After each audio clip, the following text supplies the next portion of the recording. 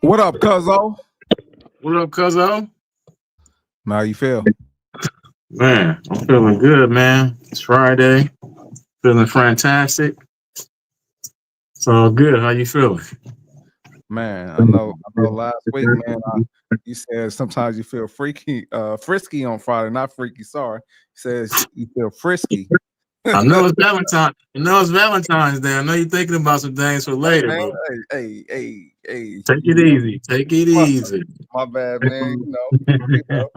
I know some people gonna be getting freaky tonight, you know what I'm saying? Right. Yes, sir. Exactly. Yes, Exactly. sir. So yeah, Yeah. man. What'd you say? I said exactly. Go ahead. Nah, man, I'm just saying, um, maybe that's what it was, man. But yeah, I know you said you be feeling frisky, man. I'm feeling kind of frisky, especially because we got a 3-day weekend. You feel me? No doubt. Yeah. 3 days, man. It's definitely better than two. No, I ain't never letting anybody tell you different. Three is always better than two. So I'm with you on that. Absolutely, man. So, man, things have happened, And always things will continue to happen on a daily basis. man. So we had Kendrick. What I'm saying, shout out to Kendrick Lamar. He performed at the Super Bowl. And we have some other things that we want to cover today. Hopefully today will be a comical show. I mean, I see a whole lot of comedy, in the lineup. And you definitely gotta laugh at it because if you can't laugh at it, it possibly will make you cry, from being angry. So and then why not just laugh at everything and and you get serious wherever your money lies at. That's all I always say. Absolutely. You know what? Let me go ahead and we could actually get cue that Kendrick up. You know what I mean? Since we talking about it. Uh let's see what we got here. Go to the part that, you know, let's see. I think it's right here. Yeah. Real quick, what did you think about him having Sam in there? To be honest, I didn't even watch the halftime show, but I have seen clips. Samuel L. is a iconic movie theater. So, I mean, movie actor. So it's like having him in there definitely, raised the bar of theatrics, for this show. So I think it was a good move. 100%. Let me go ahead and let it all right, man. We're gonna stop it right there. We don't go too crazy. But man, I'll let you start first. Um, I mean that part right there, I think, because they was watching it in the room actually while I was in the other room. So I know everybody was waiting for that song, really. They wanted to see if he was gonna play that, and they played it. So I think that's what kind of built up the drama because everybody, is he gonna play it? Is he gonna play it? No, he ain't gonna play it. And he was playing all these other songs, and people were kind of wondering, like, what is this stuff? These other songs, and then he played a song from Black Panther, which is one of my favorites. I'm not gonna lie, with SZA. I do like that aspect of it, but once they got to that song, I think that kind of took it up another level. So the whole theatrics of it, the drama, the suspense, I think that's how they wanted to, have the halftime show go. So I mean, for what people were saying online, a lot of people didn't like it. A lot of people liked it. A lot of people got some philosophical ways of thinking and talking about it. So yeah, it was entertainment. Absolutely, and I agree. To the point where you said Samuel, brought a theatrical side or theatrics to the performance. Um, and the way that they kind of played it is they played him like kind of trying to be like the the voice of reason, and like, oh, don't play this song, like that part right there. I don't know if you heard him. He said, "Oh, you almost made it. Don't mess it up." You know what I'm saying? Like you almost made it through without playing that song that that people are waiting for you to hear, and this gonna cause some drama, or I'm sorry, it caused some drama already. You know what I'm saying? They gonna sue. You know what I'm saying? Are you gonna do it? They gonna sue. You know what I'm saying? And so it just added extra more anticipation to hearing the song. And I actually listened to Kendrick Lamar prior to you know um the Super Bowl. So, and I'm sure everybody has, but like a lot of those songs that he played, I knew most of them. It was like maybe one or two that I didn't know. Um, like you said, he played one off the Black Panther CD. He played a few off of his last album, the album previous to the one he just dropped. And people were probably looking for the newer stuff because the newer stuff was what everybody knows, because he kind of like just got really. It seems like he just really got mainstream popular, because of Not Like Us. You know what I'm saying? And that's actually my, the little homies, my son. That's his song. When it come on, he turn up. You know what I'm saying? Doing this, Hey, I'm just saying, he turned up, bro. I'm just saying. I usually don't like him listening to rap, but that song, I was listening to it a few times, and he, started turning up to it, and I'm like, okay, he liked the song. So anyway, yeah, I enjoyed it. Me and a young lady and my son, we actually went out to watch the Super Bowl. And to your point, once that song came on, everybody turned up anyway. But that song, people where I was at, people were turning up to the entire performance. But when that song came on, it was like everybody started going crazy. You heard like the whole restaurant, singing the words to the song. And I don't know, I could be biased, because I've heard a lot of people say that they hated it or they didn't like it or whatever. But I don't know. I enjoyed it. I'm a California native, I'm a fan of Kendrick Lamar. I'm not saying he's the greatest rapper of all time.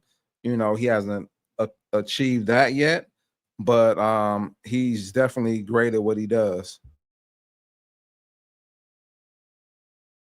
Yeah, I definitely agree with that last part. He's definitely great at what he does, which is entertainment and theatrics. The lyrics in his song, he's definitely got some great lyrics. His songs and how he puts them together, they're definitely put together pretty well, So like you said, if you're a fan, if you're from LA, you know who Kendrick is, but I think putting him on this stage and then leading up to it with the whole beef, I think that was a good marketing strategy leading up to the Super Bowl. If they want to take this guy, international or whatever, like a Snoop Dogg or, anybody else that's internationally known as, this person from this area.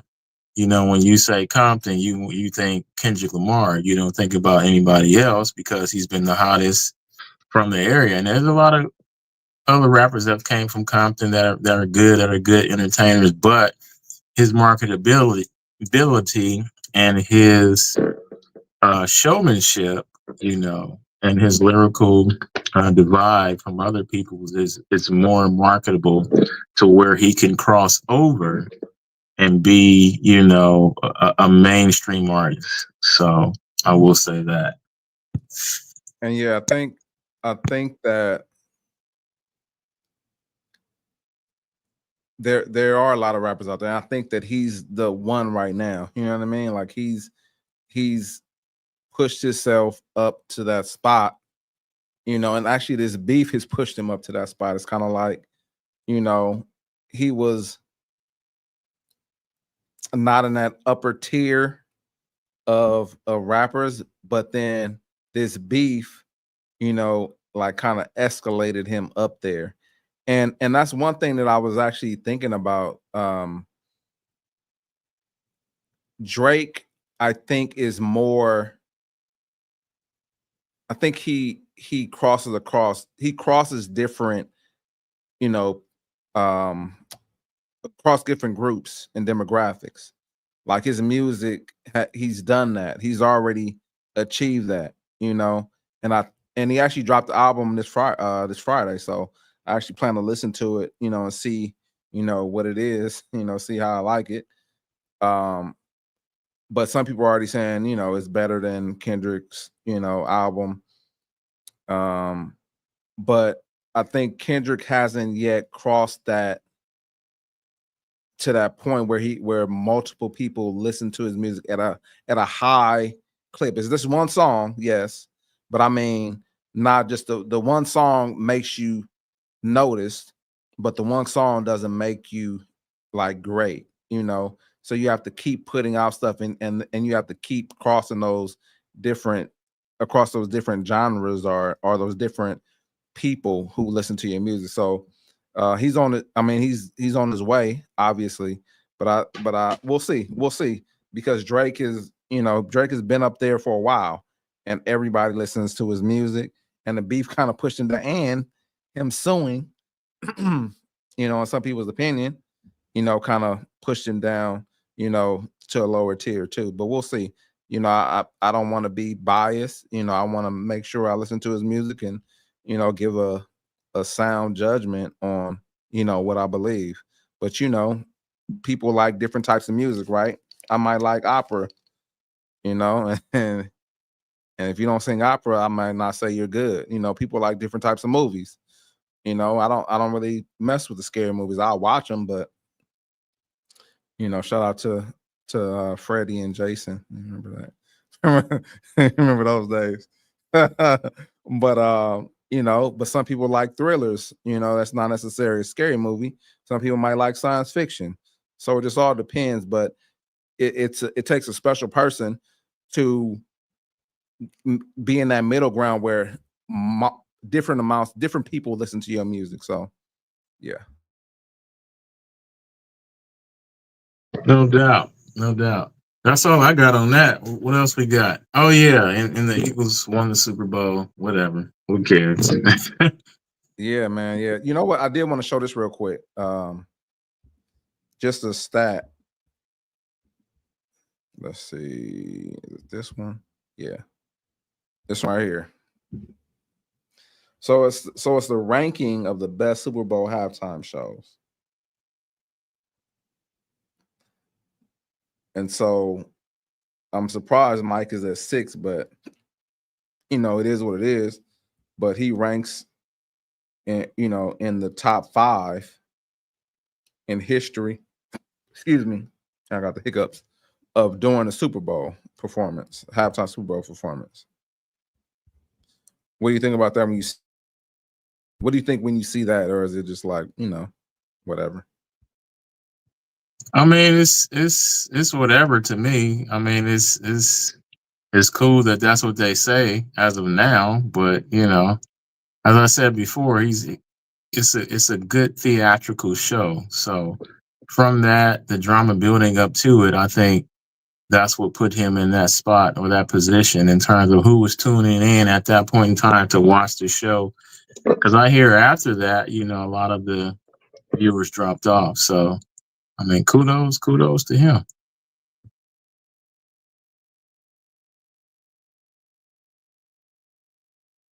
Yeah, a lot of people were there, um, you know, to just see the show. Yeah. But anyway, we will move on from there. Like you said, the Eagles won. I didn't want the Chiefs to win. You already know that. You know, I guess I could have been going for the AFC, but my Raiders have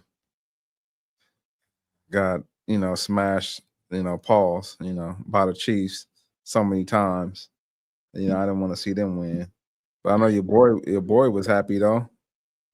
Yeah, I mean, the only thing I could say about this is it was the two most teams in the Super Bowl that you never want to see in the Super Bowl because you've already seen it. and you don't want either one of them to win. So it's just kind of like, I don't care. That's why I didn't watch it. I was boycotting this year because we've already seen this before.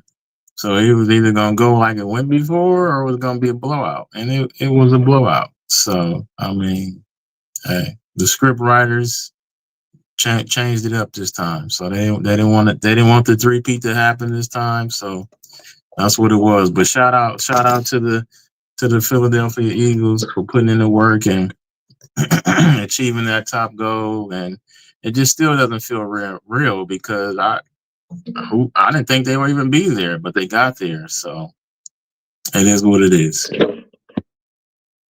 Yeah, man, it was a crazy game. I put in a few different. I didn't put in no bets, but there was like a couple like polls or whatever saying who do you think is gonna win, and I said the Eagles. Because things lined up too perfectly. 3-peat. He's gonna have what? Was it 4 chips? He got 3 now, right? Yeah, so 4 championships, and they won. Majority. I don't know. It just in my mind, I was like, it's it's just too perfect, to happen. But then when I looked at how Mahomes was playing, and some would say the same thing, that it was just like, come on, bro. I've never seen that dude play this horrible. You know what I'm saying? He's taking sacks. He's running out of the pocket and not throwing the ball away. I'm like, man, okay. Yeah, we'll leave it there. Yeah. But yeah, man. I don't know if you have anything else you want to input. Uncharacteristic play. That's all I gotta say. You're doing stuff you normally don't do. It usually come down to a few different things. You either didn't prepare well enough, somebody slipped you something before the game, like they did old boy and what's that movie? Gladiator.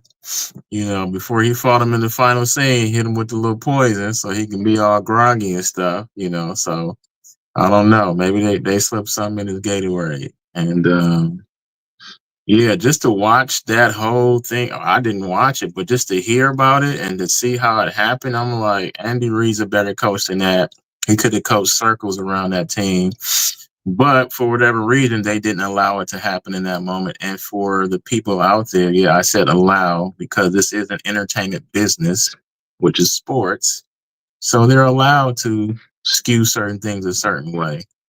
Everything is scripted. No, it's not WWE scripted, but they definitely have certain game plans and game and plays that they're gonna call, not call to kind of influence things to go a certain way. Because you got to understand, Vegas is involved too. So when Vegas is involved and they're the influential part where all the money's coming from, then yeah, things are gonna go a certain way. So that's all I have to say about that. Yeah, and That's I'll just say this last thing. I think that that's another thing that you bring up is that Andy Reid, like bro couldn't call. He act like it was his first year of coaching. You know what I mean? Some will say, that it was scripted the whole year. There was plays that were, kind of controversial that got him here. And that was another thing, like people saying that. And then I'm thinking like, okay, yeah, it's just people that, whoever's writing the script out there, people were saying that the NFL, I'm sorry, maybe it's not the NFL, but people were saying that they don't want it to be that perfect for the outcome to be, during the season, plays are controversial, and then in the playoffs, you get to the to the Super Bowl, and then you just win. It wouldn't have been fun, like if you just had a blown out the Philadelphia Eagles. So some people say that, it had to work out this way. I don't know. I'm not the expert in it. I've never wrote a script in my life. I don't know. I don't work in NFL either. I never played it down at all, so I have no idea. But anyway, I digress. So next, man, we got we talked about Kendrick, the great performance. You know what I'm saying? Now, let's see, we got what is her name? Dank. Let's see. I might not be able to play the video. Let me see. Just because I hear like the Breakfast Club, they be it might, let's see. Maybe I'll play some of it. Yep. It's the only seat y'all got? Oh, nice to meet you. Hi, How are you? Stormy, how you doing? Hey, Ken. How you, brother? You good? Nice to meet you, Ken. Yep. It's the only seat y'all got? What you want? What you need? There's one A more. bigger chair or something? Is she already little? We had That's what I'm talking about. Good. This is the accommodation. there you go. You know, you walked in and you said the chair was too small, so we had to bring the part of the sectional for you to sit in. And you said something. You said, "Now this is what I'm talking about: accommodations." right? Yes. But we live in a world that's not always going to be able to accommodate people. That But are we plus should size. though. We should because we not all the same, Mhm. I feel like we should. Like why not? I feel like I feel like a lot of times people think that bigger people, obese, the F word people should just be in a house. When it's like The we F not word? Yeah, the F word. I'm not You about heard to that you can't say in your house, Yeah. fat. You know, like Oh, I'm not saying that word. yeah, we Oh, I don't didn't use know that word in my house okay. either. I thought you were talking about the gay slur. I'm like, wait, I'm confused. No. now. No. But I just feel like it should be accommodated. Bigger people should be accommodated, just like we accommodate the LGBT community. All those other communities. I just feel like we outside. If we inside is get up. Why you in a house? You should be doing this. You should be doing that. When we outside, it's like, why you not in a house? Well, people Why you would out say- here? Okay, Joe. who actually told you that? Because like that's crazy. I don't believe that. F people should stay in the house. I mean, but I mean, that's how it is. We go outside and people looking at us crazy, like, we getting stared at for what? Okay. So I guess I I gotta kind of get some backstory. So I mean, you already know, but this rapper, she's out of Detroit, and she's kind of picked up some fame because not fame, but she's her name is out there everywhere because she ordered a Lyft and the Lyft driver would not let her in the car because of her weight. And so she's now suing Lyft because of that. So that's where we're at now. So she was on the Breakfast Club and she was on some other outlets that, kind of allowed her to give her story. So, yeah. So what do you think, Cuzzo? Accusations. Man, this sounds like a publicity stunt to me.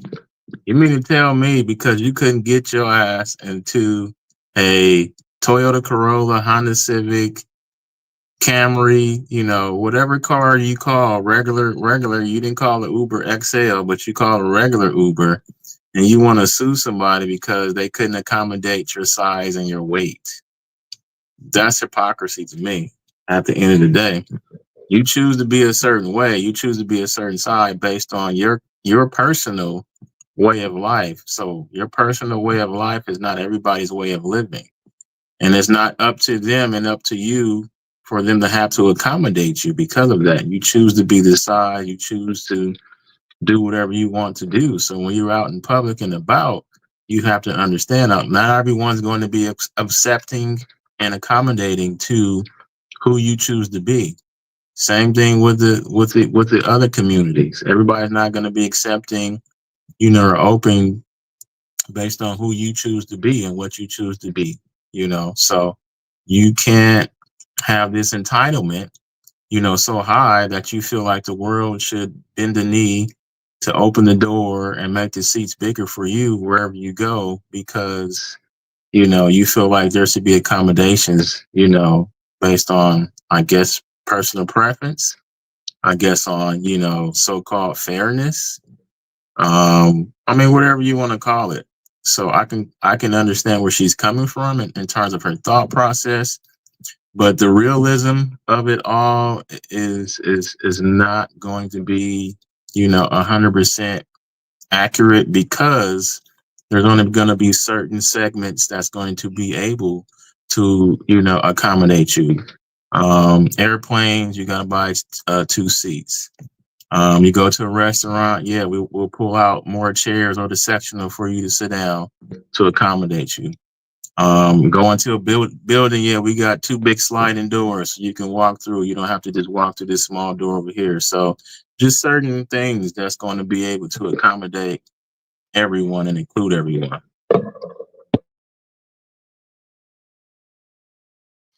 Right. You know what I thought about when I think I was like 9 years old. I forgot whose birthday party it was, but we went to Chuck E. Cheese, and they had like a size requirement to get in those. I'm trying to figure out what to call them.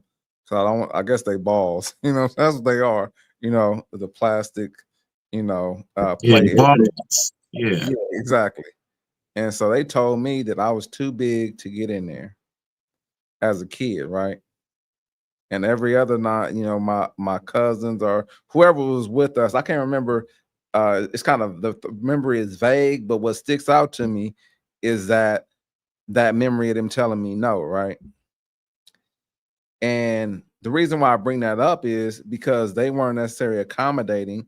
They had a certain guideline that they had to stay within.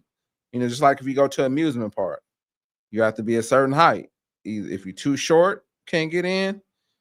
If you know what I'm saying, now if you're too tall, you can get in, but at your own, but it's not gonna be comfortable. Because I've faced that too. Like I've tried to get on roller coasters, and it just hasn't. I decided not to get on because I wasn't gonna be comfortable, And so the reason why I say that is because you expect people to accommodate you in every aspect, but sometimes that may not happen.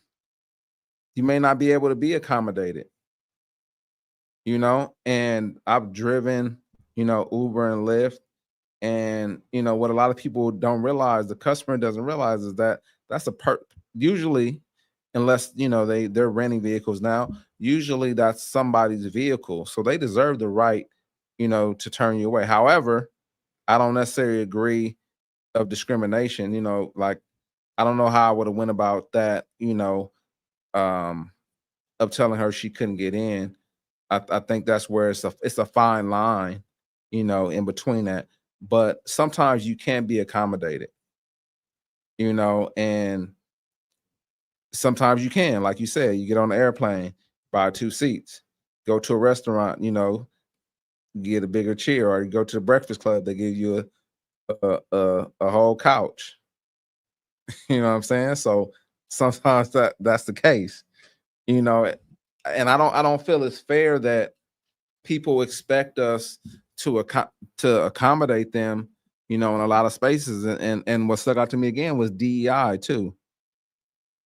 I mean, that kind of like was in the back of my mind, like, we can't be accommodated all the time. Like I know some things that I can do that, works in my purview. And then I know some things that, what? I can't run that fast no more. So when I go to the park, what, y'all need to accommodate me and run slow because my knee hurt. You know what I'm saying? Don't jump as high, because I can't grab that rebound. Like where do you draw the line at with the accommodations? So that's my thing. I mean, I get it. There's some, aspects, and that driver, he was actually nice. I was looking for a video of him. I mean, I'll keep trying to find one. Maybe we could play it later. But I was trying to. He was actually nice about it. His car was low, and I mean, if you look at this video, let me see. I mean, if you look at that picture,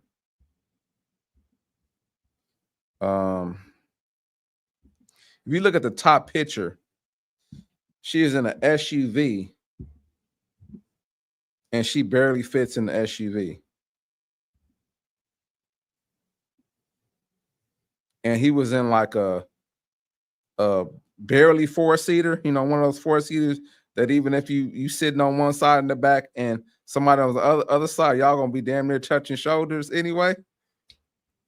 And I get it, you know, you have two people that can sit in the back, but it's more than just that, you know. It's more than just, you know, she's unfortunately she's a little larger than that, you know. So I mean, I don't know. I don't want to go too crazy about it, but you can't always accommodate people, unfortunately.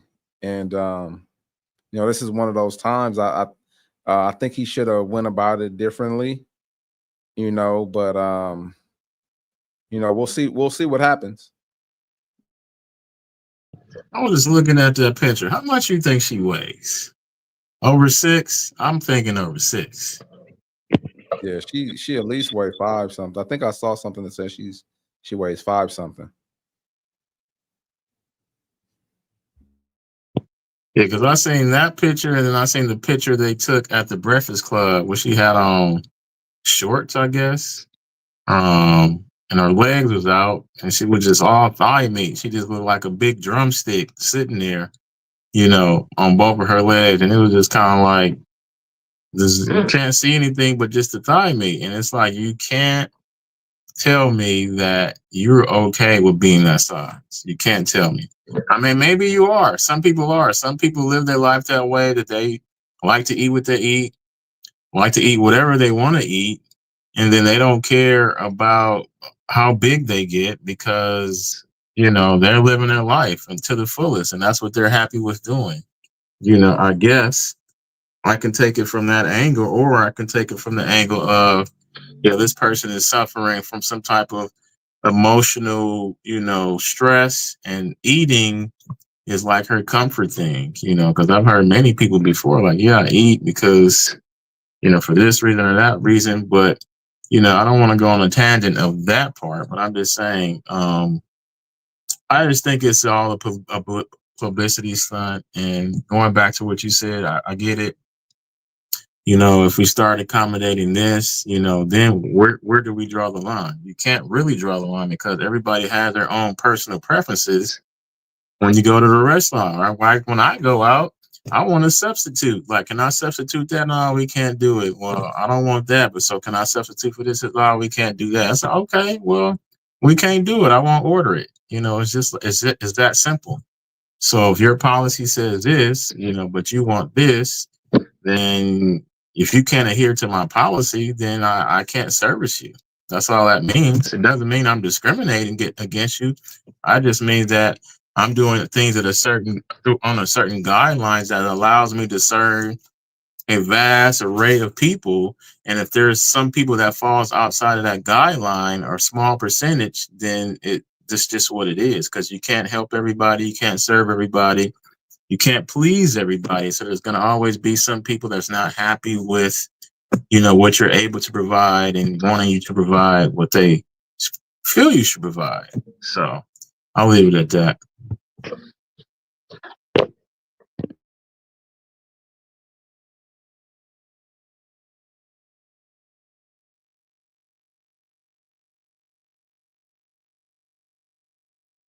Blanding tells us she was just trying to get to a Detroit Lions watch party this month when her Lyft rolled up. As I'm walking, I see him like making faces or whatever. I'm like, oh man. She already knew. I can fit in this car. Believe me, Yes, I can. believe me.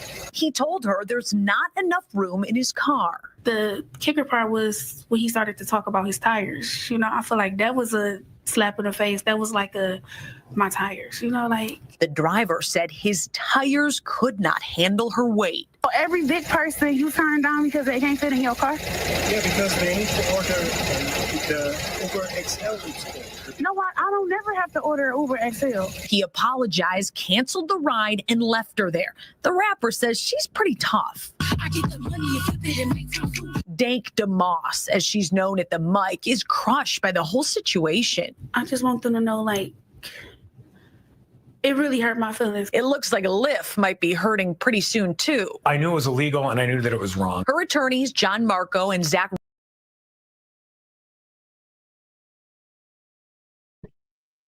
So you can't refuse service to anyone you want to. That's actually a rule in the law. You know, he has the right to refuse service. And if you feel like it was discriminatory, then you can go on that. But he told you what it was. I don't feel like my equipment can service you properly. So I have to turn the ride down. I'm sorry. My tires are bald or bad. I need new tires. You can hear his engine ticking. That ain't good. He need to go get that fixed. Right. So it's like, man, you get it here, man, we might not make it together. So I might have to turn it down. Hey, man, we don't really know the full story. You know, it might have been Hills, you know. Hey, and I know, man, hey. Well, I just see how, you know, things could get and things could turn crazy, you know, like the whole thought process, you know, behind it. You know how she said, one thing is that we should accommodate just like, you know, we do for the other people. And I'm just like, bro, I don't know. I'm not gonna go down that road, but yeah. So, you know, unfortunately, you know, this thing happened, and you know, we'll see what comes out of it. But you know, I definitely believe that we cannot accommodate people, and sometimes that's me that can't be accommodated. I'm not gonna say, oh, you should do this because I'm Marco or because I'm 6'3", 6'4". You know, like I gotta just take the hit, you know, or not indulge in whatever it is I indulge in. Just like, you know, if we decide to go somewhere, like I said, to an amusement park, and I can't fit my big in that ride, then, you know, I just won't get on. You know, but shout out to her, man. Shout out to Lyft. You know, yeah, that's it. So, man, we'll move on, man. So this is a question I asked you a few days ago. You know, should we have term limits, or not term limits, but we already have term limits, but should we have a age limit on those who make up our laws and things like that? We have so many people. I looked it up on ChatGPT, you know, to find out kind of like what the average age is, you know, in Congress, and the average age was like 58. And then it didn't give me an average age for the House. It said the House age, all it said was the House's age is a lot higher. That's all it said. You know, so it didn't give me a exact number, so I won't speak to that. But we've seen quite a few people, even our last president, who had some, you know, issues. He froze up a few times. One time he went into the jungle. We don't know what he was looking for, you know. And then we've had some other people that, you know, froze them. Actually, let me see. I think I had a video queued up. Oh yeah, this is from let's see, from the debate that they had. You still there, cuz? Oh yeah. Oh, you gone, man. You was froze for a minute. You was still at your seat. All right, let's see. Healthcare system, making sure that we're able to make every single solitary person eligible for what I've been able to do with the with the COVID. Excuse me, with dealing with everything we have to do with. Look, if we finally beat Medicare healthcare system, making sure that we're able to make. That's one. Then we have Democrat John Larson. Let's see. Oh, they're still sharing.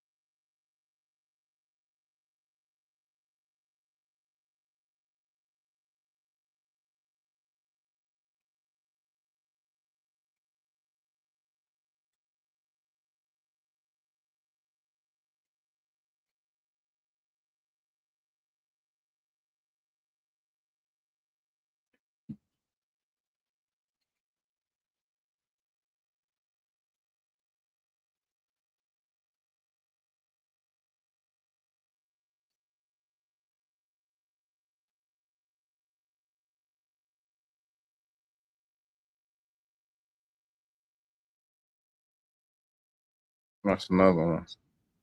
And then lastly,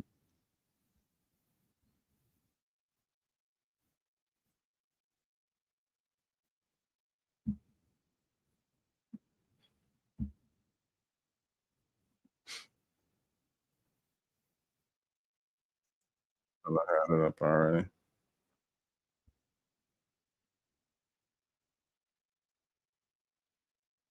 Sorry about that. Here we go.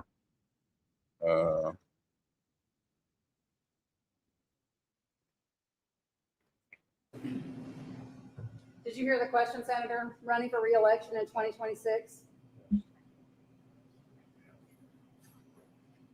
All right, I'm sorry, you all. We're going to need a minute. Senator Benny.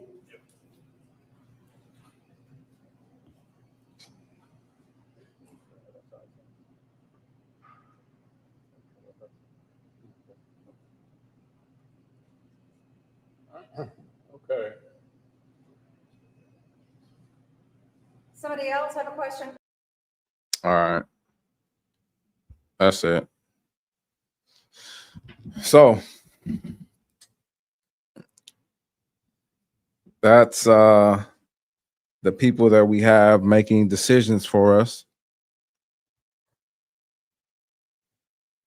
You know, I know they've, you know, served, you know, diligently and effectively throughout their years. But some will say that they're too old to be, you know, serving, that somebody needs to put a limit on the age. As we were hopping on, you know, we checked John Larson's age, and he was born in 1948. And then I think Mitch McConnell, I think he was born in around that same time. He's about 82. And then you have a few other people. Nancy Pelosi, you know, she's up there in age. She just recently fell and broke her hip. Maxine Waters, you have quite a few of them. I mean, some of them are, you know, some people at that age, you know, are you know, pretty sharp, you know, but we've seen so many, these few signs right here of people who obviously have some things going on. Like, you know, John Larson literally looked like he just had a stroke right there. And I felt kind of bad for him because it was like nobody asked him, was he okay? Or nobody, you know, tried to come and, you know, save him or nothing like that. Like, bro, like, what's going on? Like, you were talking powerfully and then all of a sudden you just, yeah, I don't know. I mean, I know, but I don't know. What do you think? What do you think? You think we should have a certain age that you should no longer be in those positions? You should, you know, be able to sit back and enjoy your retirement and, you know, enjoy your grandkids if you have some, and, you know, just enjoy the rest of your years.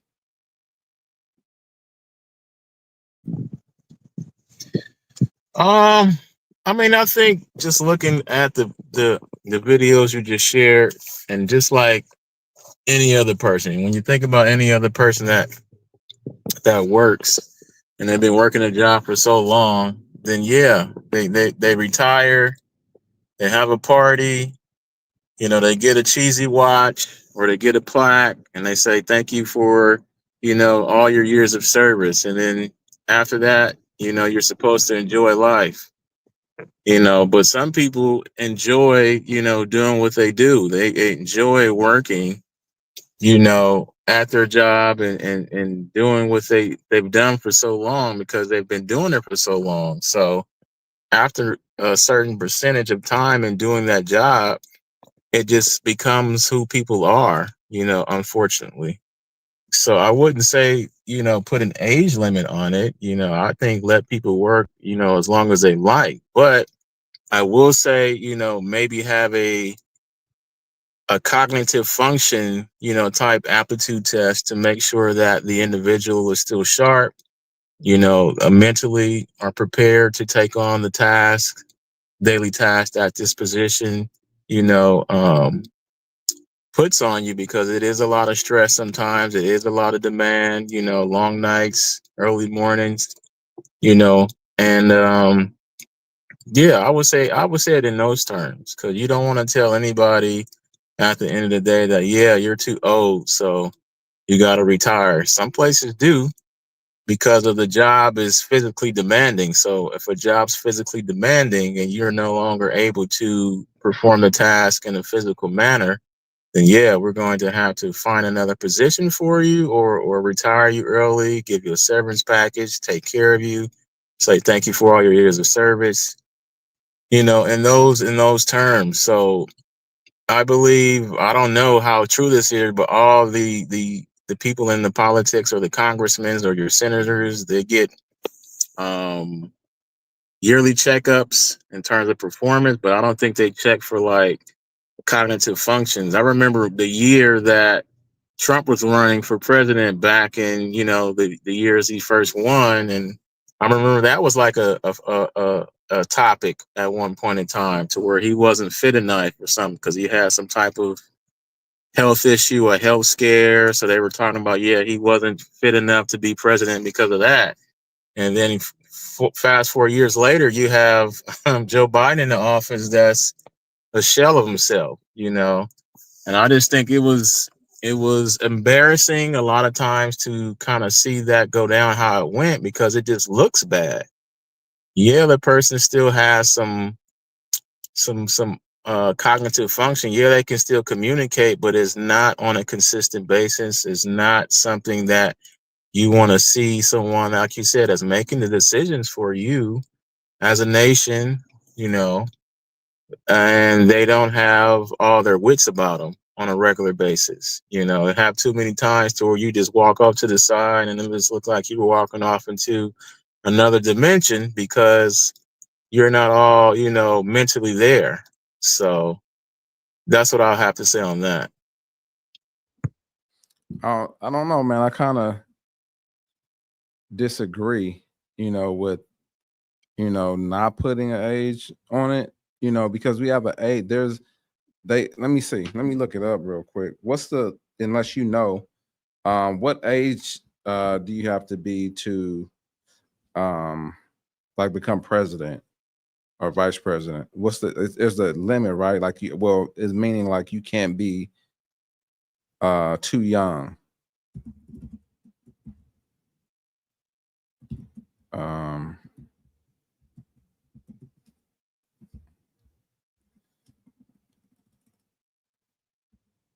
Well, yeah, what's the youngest?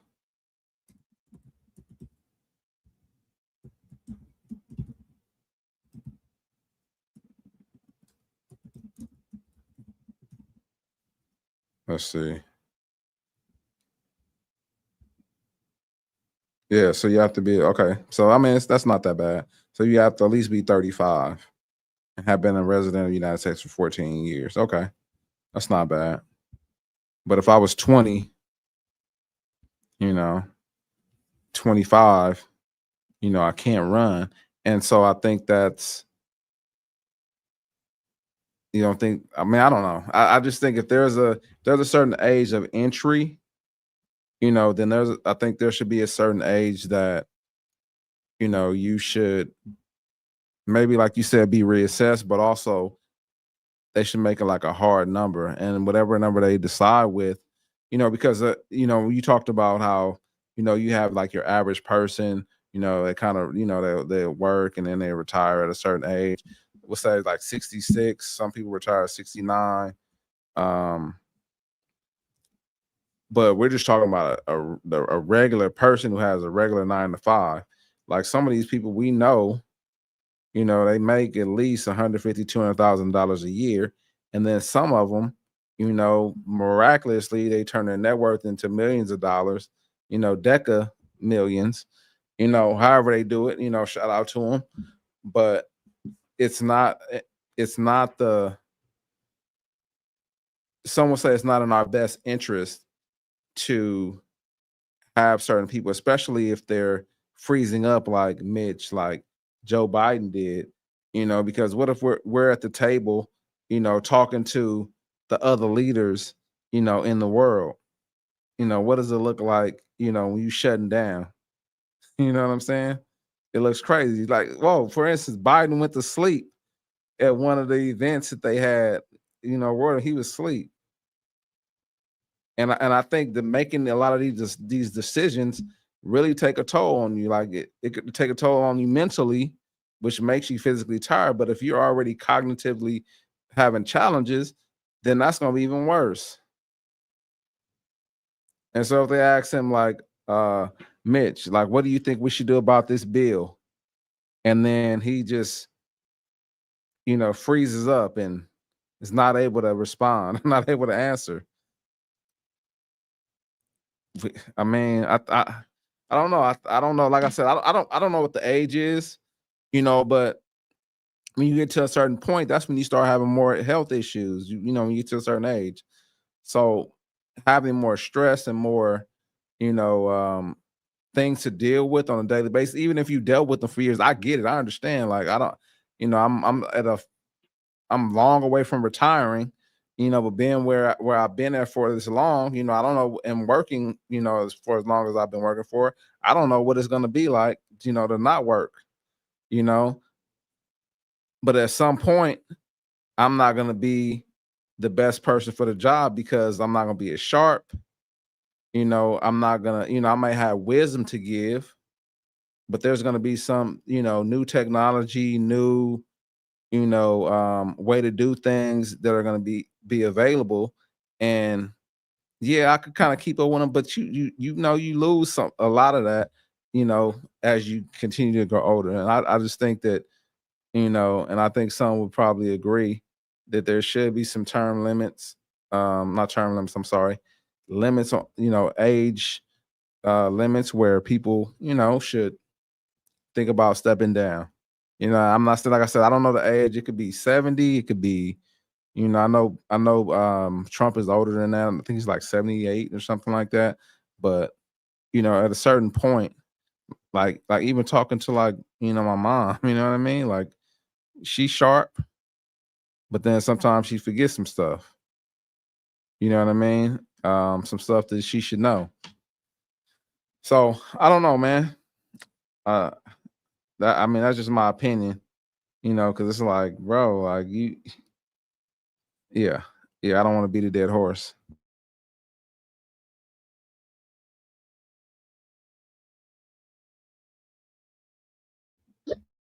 Yeah. What we got next?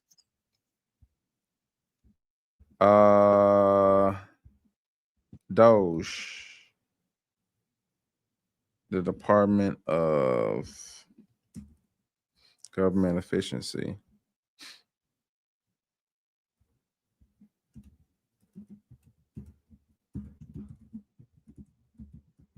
Not to be mistaken with Dogecoin, or it could be. You never know. Dogecoin, man. I wish I'd have got it earlier, but whatever.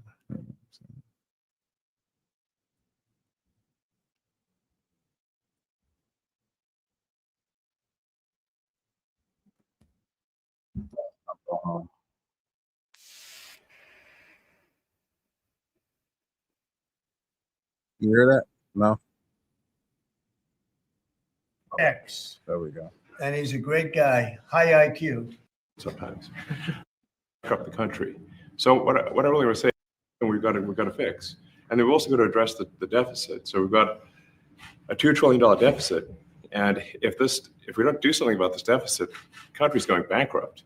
I mean, it's really astounding that the interest payments alone on the national debt exceed the Defense Department budget, which is shocking because we spend a lot of money on defense, but and if that just keeps their expense, that's the honest truth of it. So we're looking at.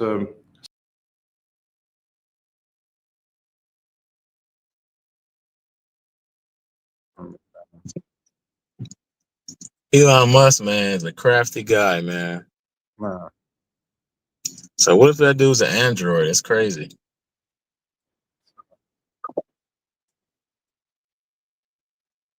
All right, man, I'm trying.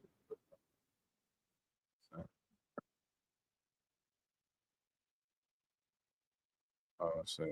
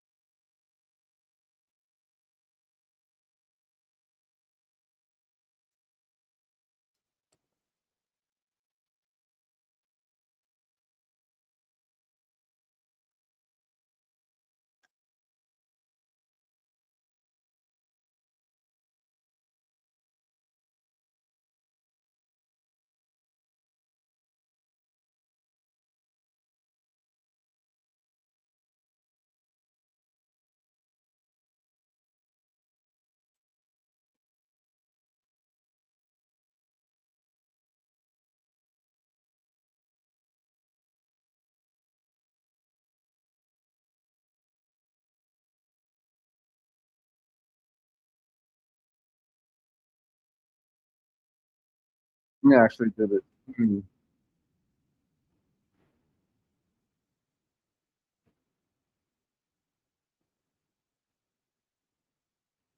Oh, I stopped sharing. My bad. Oh, and it's all gone.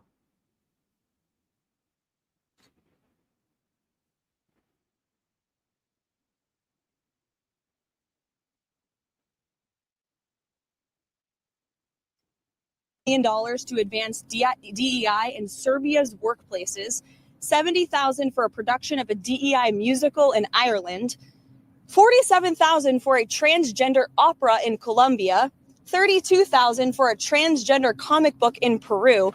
I don't know about you, but as an American taxpayer, I don't want my dollars going towards this crap, and I know the American people don't either, and that's exactly what Elon Musk has been tasked by President Trump to do, to get the fraud, waste, and abuse out of our federal government. Thank you, guys. Through USAID over the past several years, these are some of the insane priorities that organization has been spending money on. $1.5 million. All right, let's see. Conflict of interest when it comes to you yourself. I don't know of a case where an organization has been more transparent than the Doge organization. So, and the kind of things we're doing are, I think, very, very simple and basic. They're not, what I mentioned, for example, about Treasury, just making sure that payments that go out, taxpayer money that goes out, is categorized correctly, that the payment is explained, that organizations on the do not pay list, which takes a lot to get there, that actually are not paid, which currently they are paid. These are not individual judgment decisions. These are about simply having sensible checks and balances in the system itself to ensure that taxpayer money is spent well. So it's got nothing to do with, like, say, a contract with some company of mine at all. But if there is a conflict of interest when it comes to you yourself, for instance, you've received billions of dollars in federal contracts. When it comes to the Pentagon, for instance, which the president I know has directed you to look into. Yeah. Are you policing yourself in that? Is there any sort of accountability check and balance in place that would examples of what these unelected bureaucrats are spending your hard-earned money on?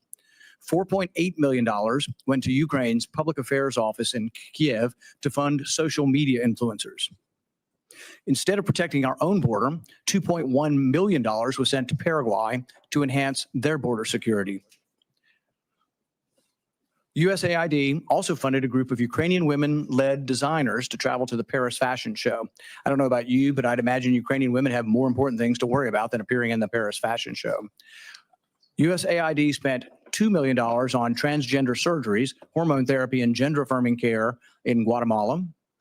$3 million was spent to promote girl-centric climate action in Brazil. And I'd love to picture what a conversation about girl-centered climate action looks like. It's like, hey, Barbie, do you know what girl-centered climate change is? Since when do we believe arguments need to be tailored for girls to understand? How insulting to women at large that they think there are special arguments for girls to understand that are different than boys. $25,000 to fund a transgender opera in Colombia. Was nobody in Colombia willing to buy a ticket? USAID spent $32,000 in Peru to create a comic featuring a trans hero to address social and mental health issues. What does that have to do with diplomacy? $20,000 to fund a DEI program for a drag theater in Ecuador. $20 million was spent to produce a new Sesame Street show in Iraq.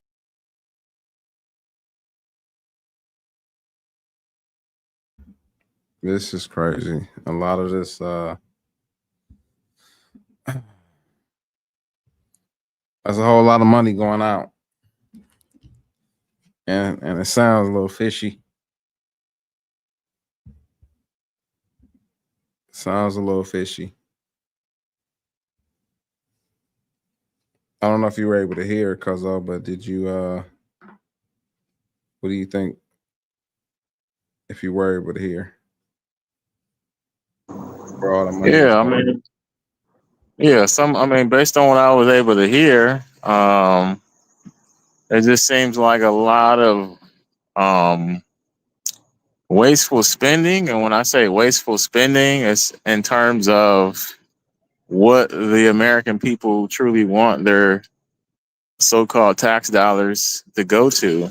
And the list that they ran down, I'm pretty sure that's not, where they wanted their money to go to, and definitely wanted their money to go to things that could help them here today in our country, and not, in foreign countries to do drag shows, hosted by Sesame Street characters. Is something I heard. I don't know.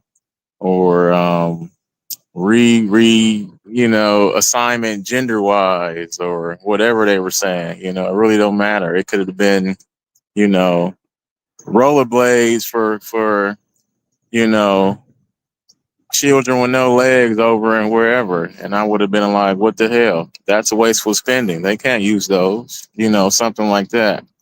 So, the way that it's going, I hear, a few different things happening in terms of how people are reacting to it. It's always, oh, well, just wait to see what Elon's gonna do and how much he's making and, what he's doing to keep his money safe and blah, blah, blah. But yeah, it's not just his money. It's also your money, because he has to pay taxes, and he's said for years of many different reasons as to why he's moved his factories is because of the taxes in his country and in certain states is ridiculous. They overtax and underdeliver instead of it being, the other way around. Sorry about my background, but yeah, what you got on that?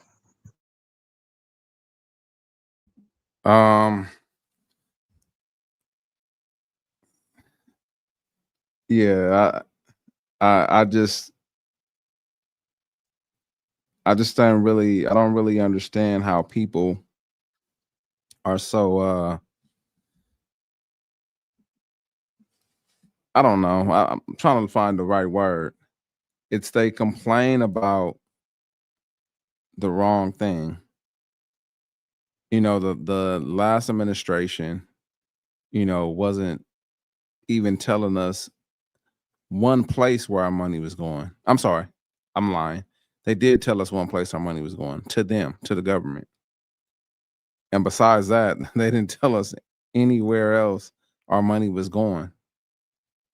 There was no transparency, with the previous administration, with actually I mean, you could even think back, even Trump's last presidency, Obama's presidency. I mean, I can't remember of a time when the government has been so transparent of where our spending was going, and a lot of these places that were named out, some people said that, it's some type of money laundering. I don't know. That's above my pay grade, but some of it does seem a little suspicious. And people are complaining that he's taking, the money away. He's stealing money. He's getting his own cut. But to your point, your money is being given, yearly.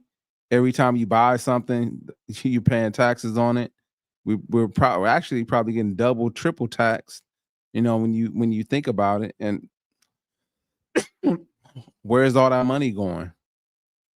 And to start to see a lot of the places is going to just from the USAID, we do aid, other countries. I mean, I think that's the part of the, the point of the particular group. But for some of the aid is like ridiculous.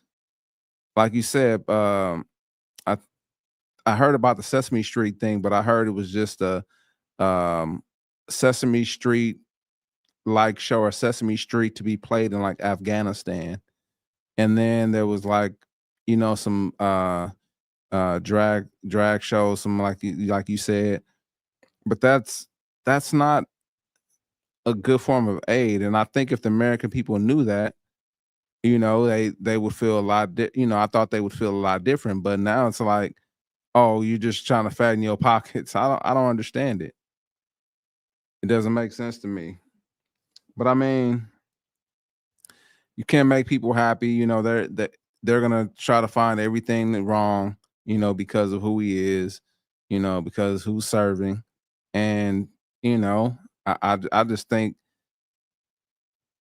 being honest of what you're gonna do and following those is something that we've all saw or heard that, that politicians don't do. They tell you they're gonna do one thing and they do the total opposite. No, he's actually doing what he said he was gonna do.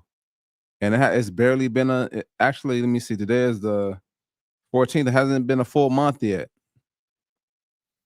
Actually hasn't been a full month. So a full month will be on the 20th, but that's still not a full 30 days because we only got 28 days in this month. So he's still, sticking to his word. So I don't know, man. It's just crazy to see people, they don't have a mind of their own. They don't, seek to find out more. They just go along, get along gang. And yeah, I mean, that's really it, man. I don't have much more to say, but you guys need to start looking for yourself, man. And just because you rep a crew, you rep Democrat. Like if the Democrat is not, standing up and sticking to his word and not doing the things that are in your best interest, you don't have to rock with him or her. If the Republican is not doing the things that are in your best interest, you don't have to rock with him or her. Like who rock with the person who's doing what is gonna best suit you and your family, and choose to rock with them, whichever side they on. But unfortunately, the one party has gotten beside themselves, and they haven't met the standards of a lot of people. So it showed. And so unfortunately, man, this is where we at. But I like it though, man. I like that they're cleaning house, that they're, finding all the waste. There was a point in that video when he said, we'll actually would have saved, $1 trillion, in a year if things keep going the way they're going. And then he also, Elon also said that, when you go to to the grocery, or when you look at your mortgage, or when you look at your car payment or whatever, and you see because interest has potentially went down, it's going to make a difference for people. When you see prices not go up, from year to year, it's going to make a difference to people. And that's what they're working to do. Now, there's something that you brought up. I don't know if you have time, because this is something that I thought about, moving forward with all these people that are getting laid off, all these people, all this, shrinkage that they're doing at the top level. I was literally walking into work and I was like, man, I'm going to talk to my nephew. I'm going to have to make sure my son is on point, because it's going to get tough out there, because you're going to have a lot of the jobs, a small amount of jobs, with a massive amount of people out there trying to get those jobs. So you're going to have to be even more on point and even more exceptional, to get these. So the training has to start now, for them, that's something that I was thinking about.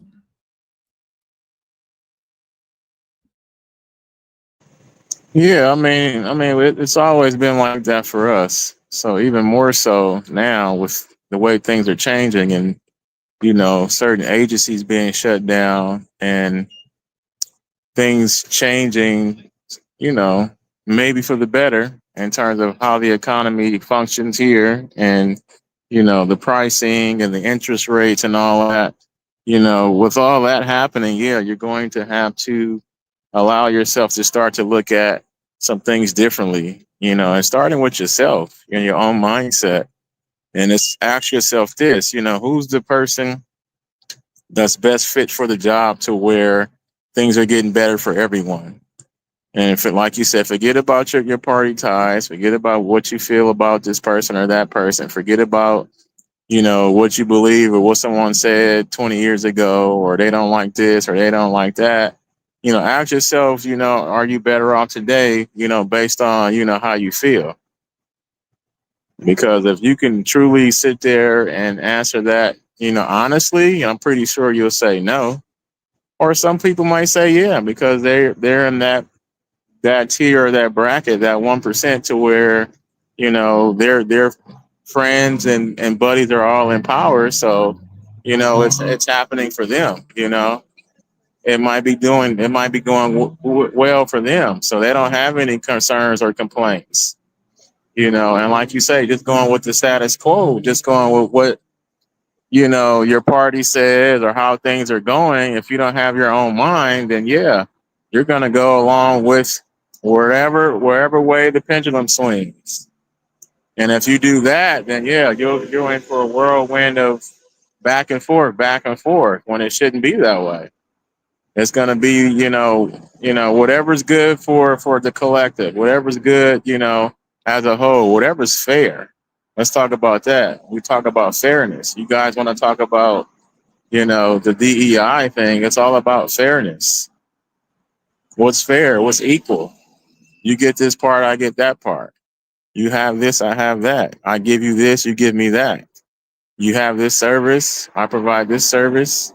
That's generally how it goes. We go back to the whole bartering thing. You have something I need, you have something I need, and then we make that exchange, and it's equal. Everybody's happy because you get what you didn't have before.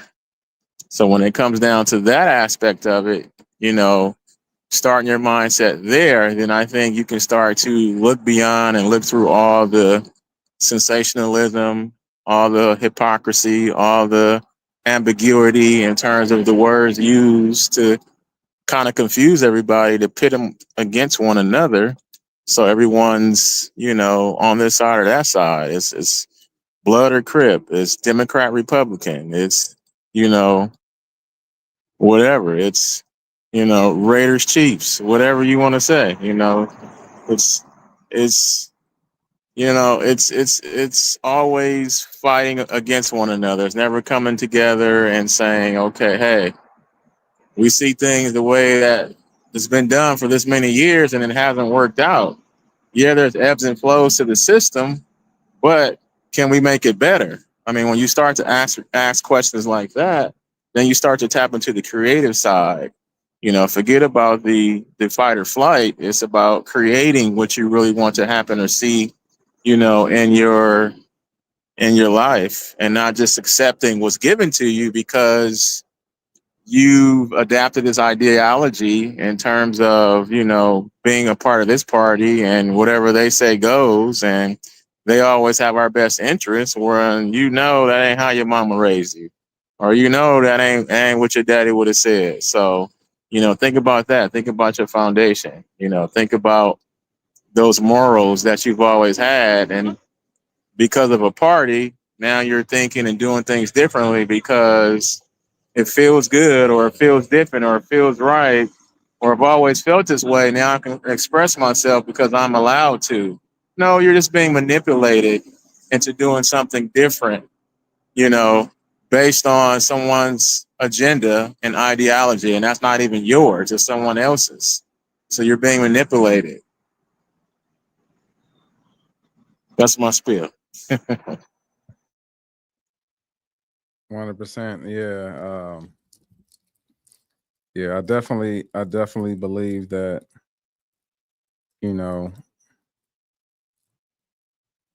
sometimes, we have to take our emotions out of it.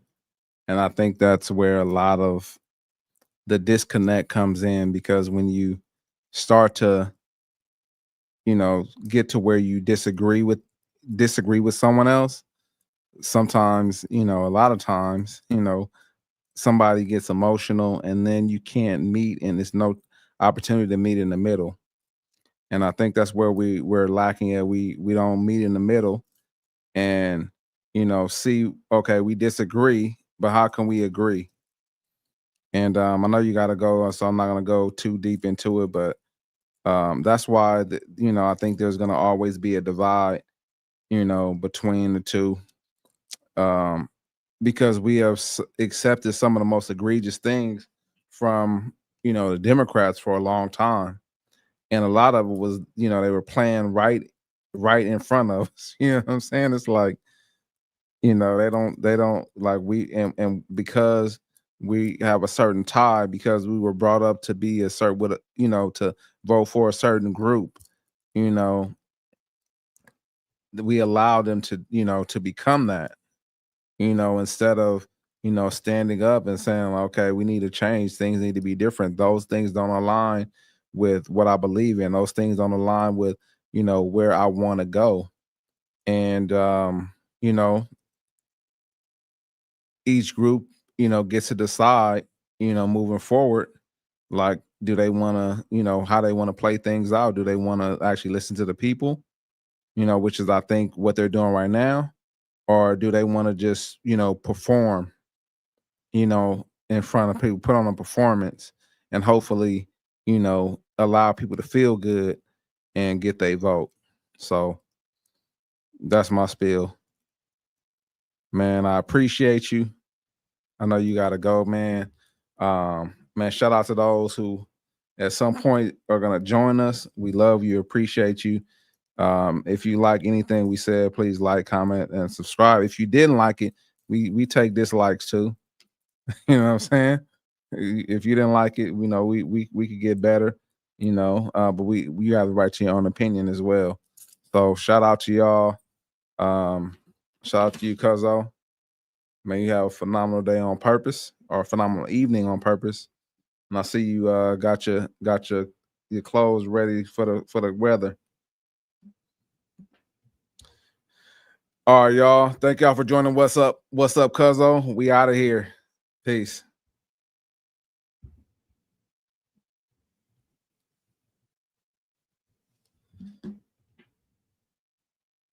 I thought I ended it. No, that